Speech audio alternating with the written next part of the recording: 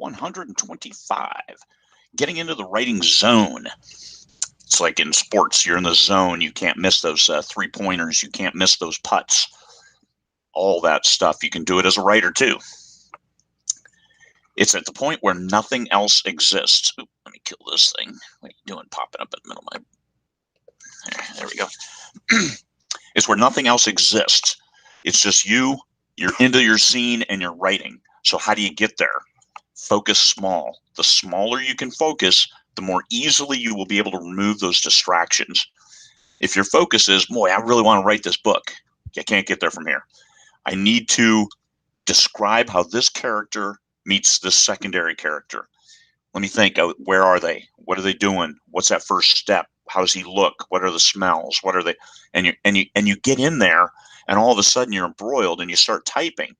Now you've got to resist the urge to go back and reread how awesome the scene is coming out, because it's not going to be awesome until you edit it. Sometimes they maybe, but not always.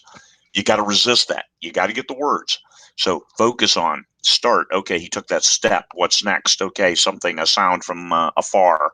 And then the next step, how did this other character react? Move them closer, make them come together, do what they need to do, and then move out, exit the scene. Then, and only then, can you go back and then take a look. And you're going to realize, holy cow, I got 1,000 words in 30 minutes. And that's what I find amazing, is you're in the zone, you get that scene, you add the elements, you're just going. And come the end, you realize, geez, that was 2,000, 2,500 words. I've gotten 2,500 words in an hour, all jamming. Life is good because of focus. And my wife, she surprised the hell out of me, because she'll come in from my side and I can't see her, and she'll be like, "Hey, what? Oh, Jesus!" That isn't how you want it.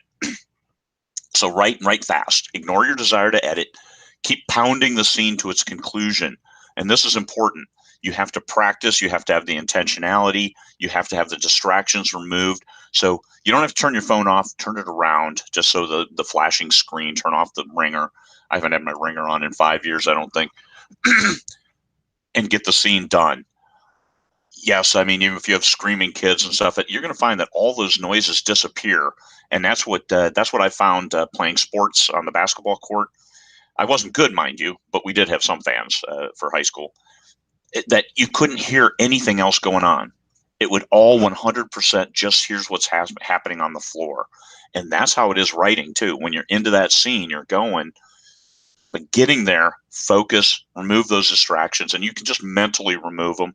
You don't have to set yourself up, lock yourself in, do all this other stuff. You may at the start, in order to train yourself and train your mind to get the scene down. Focus small. The smaller you can focus, the easier it will be to get into that scene, and the easier it will be to set a time each day. If you're doing this, 9 o'clock, hey, 9 in the morning, it's mom's time, I'm going to write. And that's where, hey, 9 o'clock, click, switch turns on, here's the scene, here's where I am, and intensely get it. So yeah, don't ever video yourself because you look like a freak. You got to go to the bathroom, hold it. Okay, maybe you don't. I'm just kidding you there. But book isn't going to write itself. And that is the biggest truism of being an author, especially a self-published author. So set yourself up to win. Focus small, write the words, finish the scene. Sometimes you sit there and look and you can't get there. You've got to visualize it. You've got to put yourself into that scene. And if it's nonfiction, you still have to put yourself into, here's what's going to happen. Here's how this must work, as if you're explaining it to somebody who is intensely listening. And that is how you get into nonfiction, which as soon as this is over, I got to dive into nonfiction and finish that book. But that's how you do it. You just put yourself, I'm having this conversation. And if it's fiction, it's I'm describing this so these other people can join me in this world. Once the sentences begin to flow, you will know it because you'll lose track of everything else. So yeah, so what if the kids don't get fed today? Hey, I'm getting the scene done. You get those sentences done, keep writing to the conclusion.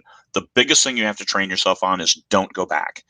Get it done. I think Dean Wesley Smith calls it writing into the dark. There's a lot of people have different names for it. It's finish the scene, finish the scene. You can expand as you're going. But the smaller you can do it, and when you first start it, it might be 10 sentences. That might be a zone for you.